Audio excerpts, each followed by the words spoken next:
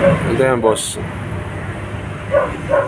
So yung F1 para sa fast recall, F2 sa buhay, F4 summon Paimon every 30 seconds, tapos 1 to spam yung 1 kasi nilipat ko sa 1 yung attack ng summon, then 3 spam 1 kasi kinontrol 3 ko to. So ayan o, kakancel ko yan. Kunyari, cancel ko. Hindi yan na-attack. Oh, wala. Hindi nakiklik, di ba? Ngayon, i-click ko yung mga clicker ko. Ayan o. So ayan o. Wait natin. Wait natin, magpusa mag-summon.